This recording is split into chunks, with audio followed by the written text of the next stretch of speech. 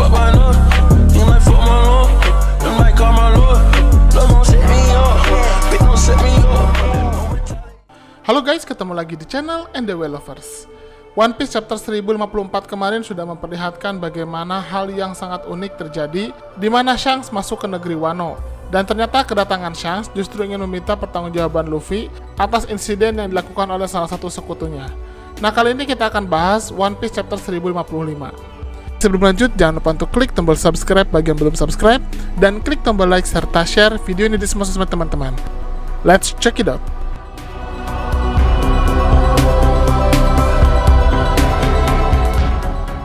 One Piece chapter 1055 berjudul Era Baru.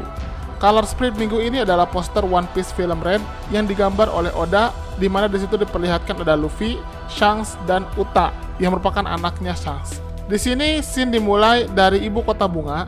Nami, Tama, dan Zeus sedang menikmati pesta dan makanannya. Di luar kota, Momonosuke ternyata berhasil dikalahkan oleh Ryokugyo.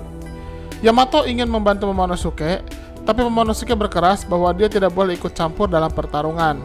Raizo pun menggunakan tekniknya Ninpo Maki-Maki no Jutsu untuk menembakkan serangan api kepada Ryokugyo.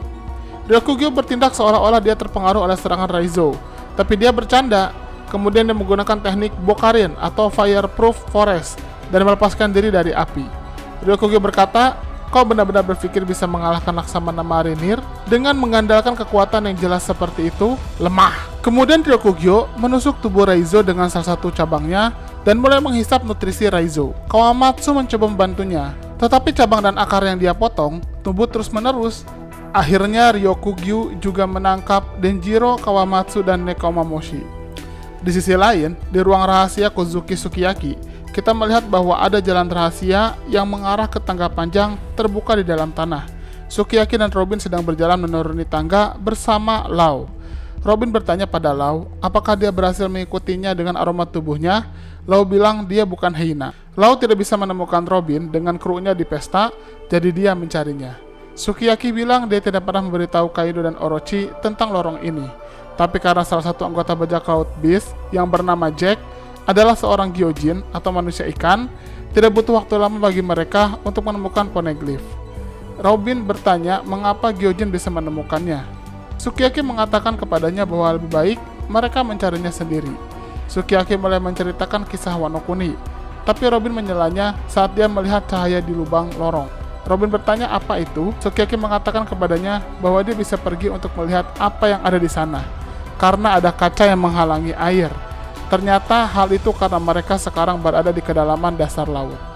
Robin merangkak melalui lubang, lalu berteleportasi dengannya. Mereka berdua melihat melalui kaca dan melihat reruntuhan kota kuno di bawah laut. Sukiyaki memberitahu mereka bahwa reruntuhan itu adalah tanah lain dari Wano Kuni yang ada sekitar 800 tahun yang lalu. Karena ternyata air itu adalah bukan air laut, reruntuhannya awet dalam kondisi baik. Sukiyaki menjelaskan tentang Wano Kuni kuno itu. Dahulu, Wano Kuni adalah negara besar, sekitar 3 kali lebih besar daripada Wano Kuni sekarang, dan terletak di bagian bawah Gunung Fuji, tingkat yang sama dari laut. Kemudian pada satu titik dalam sejarah, tembok besar yang mengelilingi pulau itu dibangun dan negara itu terkunci. Air hujan mulai menumpuk dan membanjiri seluruh negara. Setelah itu, air hujan mencapai bagian tertinggi dari dinding dan air mulai turun menciptakan air terjun yang besar yang harus didaki oleh Luffy atau bajak laut Big Mom. Mereka memutuskan untuk meninggalkan Wano Kuni yang asli dan membangun negara baru di sekitar lereng Gunung Fuji yang merupakan Wano Kuni saat ini.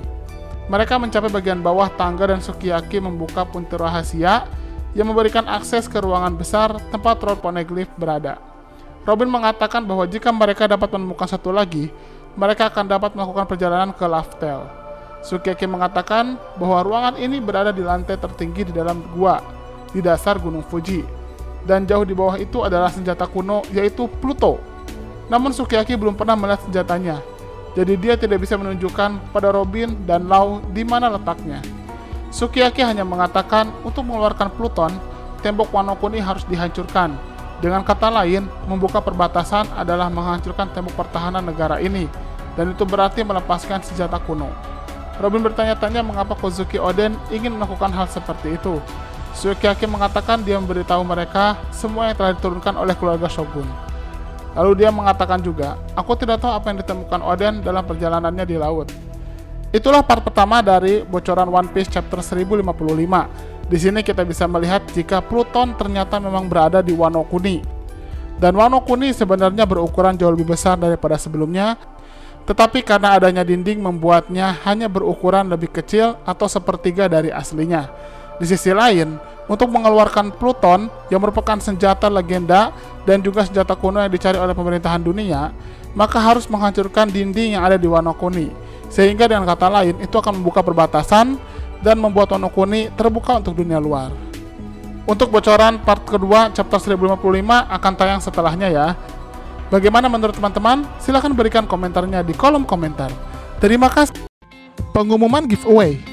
Endevelopers mau ngadain giveaway dengan hadiah yang menarik dan ada grand prize-nya loh. Hadiahnya adalah grand prize 1. Uang tunai total Rp2.500.000 untuk 2 orang pemenang, di mana masing-masing mendapatkan Rp1.250.000 yang diundi setelah channel ini mencapai 350.000 subscriber. Yang kedua, uang tunai total Rp2 juta untuk 2 orang pemenang, masing-masing mendapatkan Rp1 juta yang akan diundi setelah channel ini mencapai 300.000 subscriber. Dan 3, uang tunai total Rp1 juta untuk 2 orang pemenang, masing-masing mendapatkan Rp500.000 yang diundi setelah channel ini mencapai 250.000 subscriber. Selain itu, ada juga hadiah bulanan, yaitu voucher Google Play masing-masing senilai Rp50.000 untuk 2 orang pemenang yang diundi setiap minggu kedua dan minggu keempat setiap bulannya. Cara dapetinnya sangat mudah loh. Yang pertama, subscribe dan share channel Endevelopers ke semua sosmed dan kerabat teman-teman, minimal tag ke 5 temannya.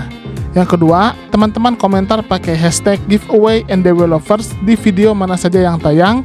Isi komentar sangat menentukan, jadi usahakan komentar yang berhubungan dengan topik bahasan dan bukan spam atau hanya komentar berupa hashtag plus alamat IG saja. Yang ketiga, wajib sertakan nama akun Instagram teman-teman di setiap komentar untuk menghindari penipuan pemenang. Yang sudah mendapatkan hadiah voucher Google Play tetap memiliki kesempatan untuk menang salah satu dari 3 hadiah grand prize, sehingga tidak usah khawatir tidak akan dapat hadiah grand prize. Kecuali jika sudah mendapatkan salah satu hadiah grand prize, maka tidak berhak lagi mendapatkan hadiah lainnya. Pengumuman pemenang di kolom komunitas dan Instagram resmi Endevelopers. Udah itu aja.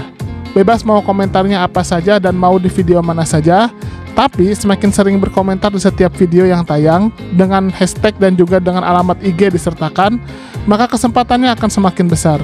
Semangat ikut giveaway!